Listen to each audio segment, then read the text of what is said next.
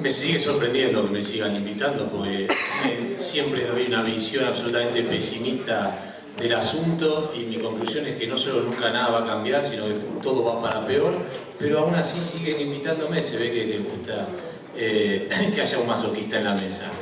En principio es difícil agregar cosas a lo que ya han dicho los anteriores colegas de esta mesa, el doctor Sebasco, Eric Berchor del Ministerio de Seguridad y Juan Hervera desde su lugar de exjugador de fútbol.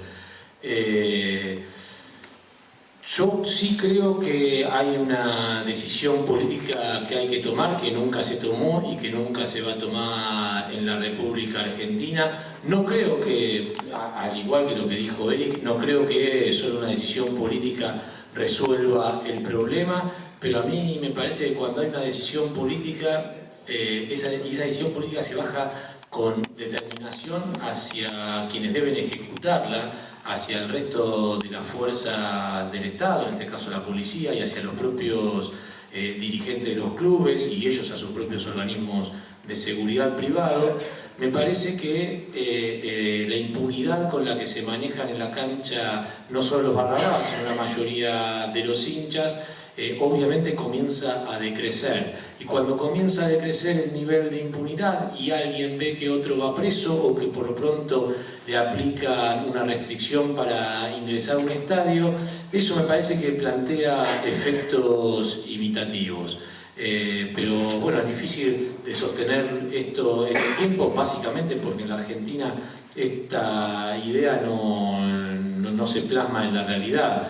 Hay dos cuestiones que a mí siempre me parecieron fundamentales a la hora de producir un cambio cultural a la fuerza en el público de fútbol. Porque es cierto, como decía el doctor Sebasco, que hay un problema grave que no es solamente de los barra bravas. Hay un problema grave que es de que todos los hinchas que van al fútbol, no es por qué decir todos, pero sí una gran mayoría participa aún pasivamente de la cultura de la violencia que hay en los estadios. Hay un ejemplo muy claro de 2 semanas atrás, se jugó un clásico sin público visitante. Ya nos hemos acostumbrado a que se juegue sin público visitante en Argentina, lo cual parece demencial, pero es así. Se jugó un clásico entre San Lorenzo y Huracán en la cancha de Huracán, y la barra brava de Huracán sacó unas banderas que le habían robado en el año 2002 a la barra brava de San Lorenzo, y a mí me parece que si eran solo los 300 de la barra brava los que exhibían las banderas y cantaban que las iban a quemar y que hay que matar a todos los cuervos y esas cosas que parecen ser tan divertidas en el mundo del folclore del fútbol, es un problema que se puede, digamos, encorsetar en ese grupo. Pero en la cancha había 27.000 personas y deben haber cantado 26.500. Entonces el problema es mucho más grave. Y yo las únicas veces que vi que los hinchas repudiaron a sus propias barra bravas fue con el descuento de puntos. El descuento de puntos es una medida que en su momento se tomó, que después se dejó de tomar porque los dirigentes de fútbol decían que eran rehenes de los violentos, que los violentos lo que hacían era generar violencia para que perdiera el equipo los puntos y a ellos no les cedían los beneficios que pedían. Y yo la verdad que la única vez que vi que toda una cancha cantó en contra de la barra brava fue, por ejemplo, en la cancha de Boca, después de que en un torneo que Boca venía peleando palmo a palmo, si yo no me equivoco, ya el 4º torneo de Bianchi en Boca, la barra brava de Boca genera incidentes en un partido de Rosario. Ese partido es suspendido, a Boca le dan por perdido ese partido y le quitan 3 puntos, con lo cual son 6 puntos, y Boca estaba, si no me equivoco, a 2 puntos del que estaba delante de todo, con lo cual queda a 8 puntos, y al partido siguiente Boca jugaba, si mal no recuerdo, con Platense. Toda la cancha insultó a la barra de Boca apenas la 12 ingresó al estadio y apenas la 12 intentó cantar. De hecho, ni siquiera hubo represalias de la 12, intentaban tapar los cantos de la gente y cada vez que la 12 intentaba cantar, la gente cantaba más fuerte en contra de ellos. Con lo cual a mí me parece que la medida de quitar los puntos es una medida eficaz para sacarle, o por lo menos para que el público que es hincha solamente de un equipo de fútbol y no quiere producir hechos de violencia ni mirar hechos de violencia en un estadio, cambie la cuestión. Y si para eso varios equipos tienen que perder puntos porque son rehenes de los violentos, que sea así y que la dirigencia de Boca, yo recuerdo en aquel momento la dirigencia de Boca estaba encabezada por el ingeniero Macri. Cuando yo tuve una charla con quienes estaban al frente en aquel momento del club, esgrimiendo esta posición, bueno, de que ellos habían ido a la AFA y con la ayuda del resto de los dirigentes a decir que no se podía seguir con la quita de puntos porque era una extorsión de los hinchas. Yo les dije, ¿por qué no hacían esa denuncia en la justicia? ¿Por qué no iban y denunciaban en la justicia la extorsión de los hinchas? No hay nada más fácil que hacer eso, porque, a ver, yo no le voy a pedir, como bien contaba Juan Herbela, que él vaya a hacer una denuncia. O sí, se lo podría pedir, pero sería bastante hipócrita de pedírselo porque yo sé perfectamente que el Estado después no lo cuida y el que tiene que ver todos los días a los barras en la cancha y en los entrenamientos es él. Pero que a una personalidad de la catadura del doctor Macri, que después además sería jefe de gobierno de la ciudad, que él no pueda ir a hacer una denuncia, a mí me parece que es una excusa para intentar no resolver el problema o para poner a la barra de su lado. Entonces yo creo que hay un problema básico en lo que es a la sanción para hacer un cambio cultural. La gente no va a cambiar culturalmente porque nosotros le digamos que hay que dejar la violencia de lado. A la gente le encanta no solo ser hincha de su hinchada, le encanta que su hinchada sea la más guapa del barrio, que la hinchada le robe la bandera al rival y que lo corran por la calle. El que dice que no está mintiendo. Yo voy a la cancha todos los fines de semana, a veces por trabajo, a veces por placer. Bueno, placer es una forma de decirlo, mi equipo no genera eso, pero no importa.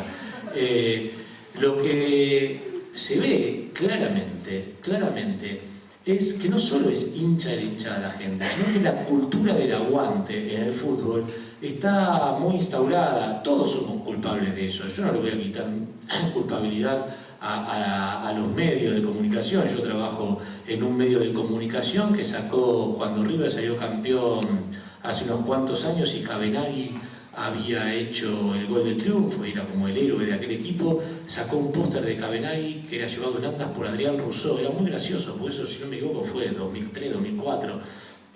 Fue por esa época, y yo trataba de convencer al director de la publicación de que no sacara eso, porque yo venía denunciando a la barra de River hacía 2 años, con nombre y apellido. Esto fue mucho antes de la famosa gresca de los quinchos que da origen a la división de la barra de River. Pero bueno, la barra de River ya traía antecedentes de violencia muy importantes y al diario no le importó, porque el diario tenía una lógica que yo creo que era la lógica y que sigue siendo la lógica del hincha. Juntaban 2 cosas en ese póster. Juntaban al representante de la gente y al representante y al ídolo futbolístico. Y aunque a ustedes les parezca que yo estoy exagerando, el jefe de la Barra Brava es el representante de la mayoría de la gente que concurre a las canchas. Yo he ido a muchos estadios cuando Rafael Liceo era el jefe de la Barra Brava, a acompañarlo por un libro que estaba haciendo y a ver cuál era la reacción. Yo lo he visto en Córdoba firmar a Rafael Liceo más autógrafo que a Martín Palermo, algo que yo jamás hubiese imaginado. Y recuerdo que él me desafiaba, me dice, contá cuántos autógrafos firmo yo y contá cuántos autógrafos firma Martín Palermo. Y efectivamente tenía razón, era ídolo de multitudes.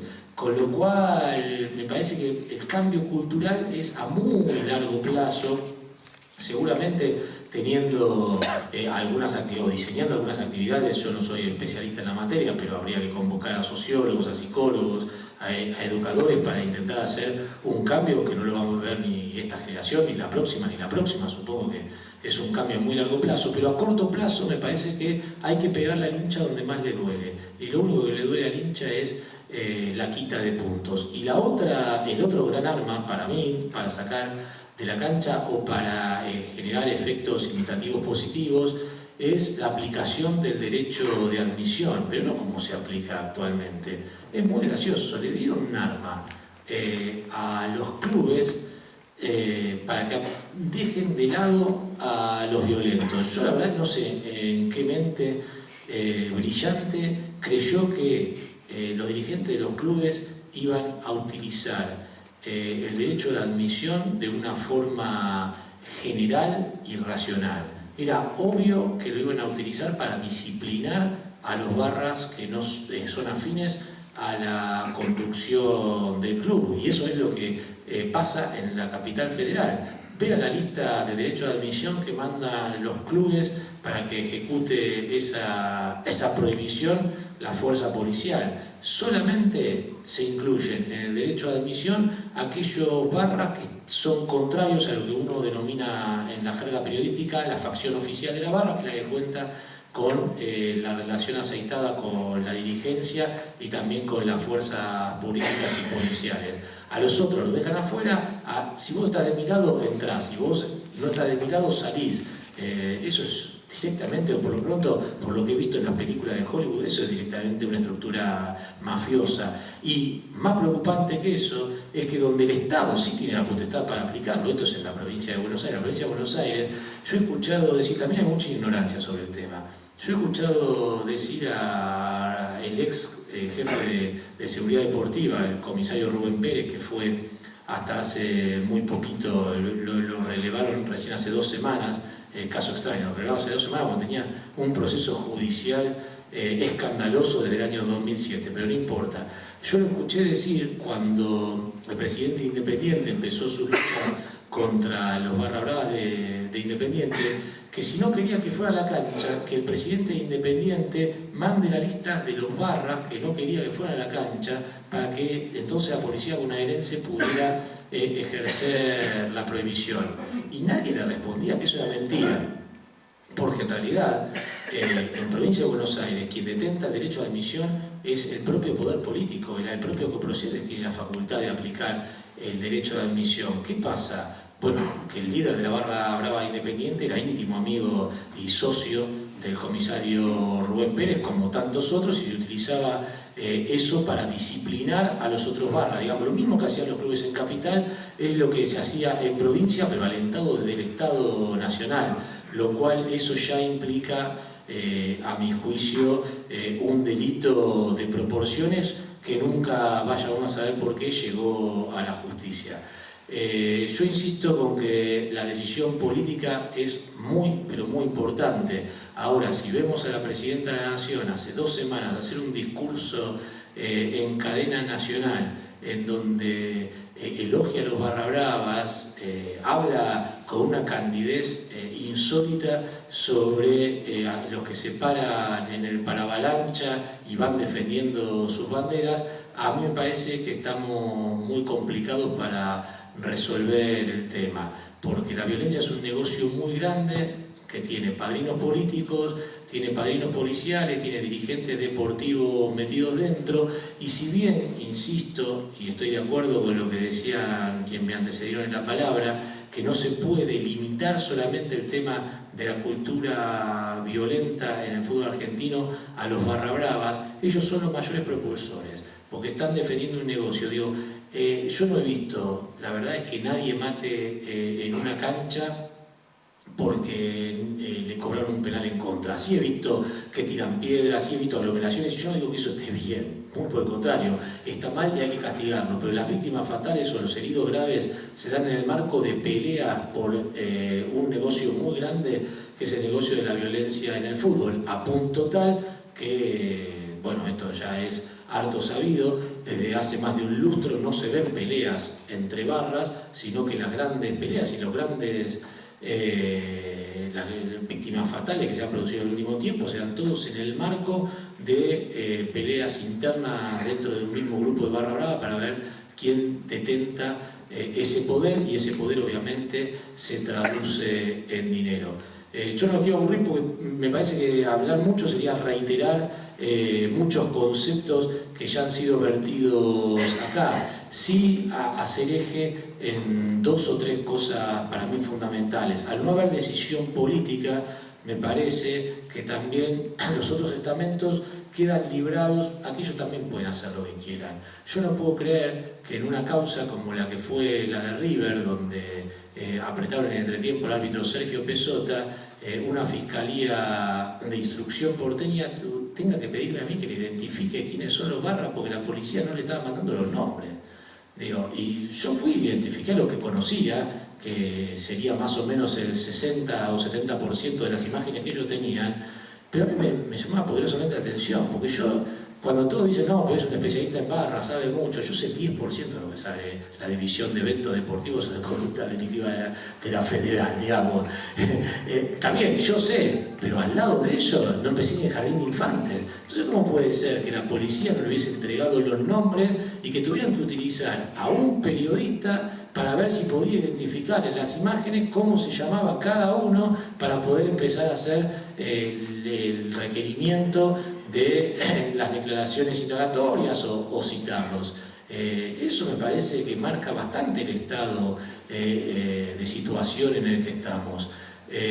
Como no quiero aburrir con esto, y de última, después cuando se abra el debate de preguntas y respuestas, si hay algún punto específico que ustedes quieran que yo responda, con mucho gusto lo haré. Sí voy a pasar a mostrarles algunas imágenes de fotos que reafirman lo que se ha dicho acá y que probablemente expresan en forma bastante concreta esta pequeña y sucinta descripción que yo les estoy haciendo. Bueno, esta primera foto que ustedes ven es la de la barra de Defensa y Justicia. No elegí casualmente la barra de Defensa y Justicia para mostrar la bandera de Hinchadas Unidas Argentinas, que como se ve en el extremo izquierdo de la pantalla, o por lo menos izquierdo para mí, porque estoy sentado así, tiene el pingüino con la B de la Victoria. Del otro lado tenía, ahora no se ve, pero tenía la misma B de la Victoria con la K arriba, que era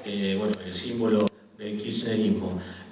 A mí siempre me dicen, ¿por qué atacás al kirchnerismo? Yo no ataco al kirchnerismo, y no tengo por qué andar dando explicaciones de todo el trabajo que vengo haciendo hace 17 años sobre la violencia en el fútbol. Pero lo que sí es cierto es que yo no he visto nunca, como en esta época, la exposición, así como en la época del menemismo, uno decía, yo siempre supe que los políticos robaban, pero que me lo exhiban en la cara, nunca lo vi de esta manera. Bueno, esto es lo mismo. Yo siempre supe, y de hecho siempre lo he escrito y siempre hemos probado la relación entre los barras y el poder político. Ahora, que lo exhibieran de la forma, con la impunidad y de la forma tan obscena que lo puso este gobierno, yo no lo había visto nunca. Y pongo la barra de Defensa y Justicia, creo que la foto después va a estar más adelante, porque uno de los miembros de la barra de Defensa y Justicia es el que hoy está en juicio acá cerca, en los tribunales que hay en Comodoro Pi. Está siendo juzgado por el asesinato de Mariano Favale. Digo, no es casualidad, y justo es una barra que estaba dentro del kirchnerismo y que además es barra de esa misma agrupación que después eran contratadas como patotas para tercerizar la represión en los grupos que atacaban al gobierno, que es un fenómeno que, si bien insisto, se ha dado siempre, me parece que nunca con tanta fuerza como durante los últimos años. Esta es otra bandera, bueno, de lo mismo, Hinchadas Unidas Argentinas, en este caso, si yo no me equivoco, no me equivoco, es de Belgrano de Córdoba, porque fue una movida con asiento nacional. Acá es otra cosa que a mí me llama poderosamente la atención, si bien yo no los quiero aburrir con imágenes. Esto fue el comienzo de la campaña para sacarle el fútbol al Grupo Clarín, que insisto, está muy bien que le saquen el fútbol al Grupo Clarín. De hecho, yo creo que Clarín a mí me dejaba decir determinadas cosas cuando estaba adentro, porque es como el peronismo, ¿no? Siempre hay uno que tiene que tener una voz disidente, pero el contrato era muy leonino, el que tenía la AFA con torneos y competencias. Pero sacarle o iniciar una campaña pública contra el Grupo Clarín, contratando a estos mercenarios, que además muchos de ellos tienen un prontuario tremendo, tienen prontuario por asesinato, prontuario por violaciones, prontuario por robo. Eso, yo no digo que nunca se haya hecho, lo que digo es que marca hacia cuál es la decisión política. Entonces, si a mí la decisión política me marca, yo voy a atacar al grupo de medios que tiene el fútbol, pagándole 160.000 pesos, que fue lo que se pagó en ese momento, a la barra brava de Boca para que haga toda una campaña, hacia abajo el mensaje es, muchachos, hagan lo que quieran.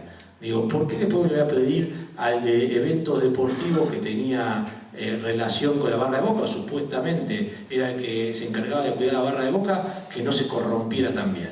Si yo me estoy corrompiendo desde arriba, Entonces es muy difícil. Yo entiendo que la decisión política tiene que ser, como decía Eric, solo o en su alocución decía que era un puntapié. Yo creo que es mucho más que un puntapié. Yo creo que es un mensaje poderoso que se baja para toda la sociedad. Bueno, la misma es en la cancha de River. Esto sucedió en el partido de River.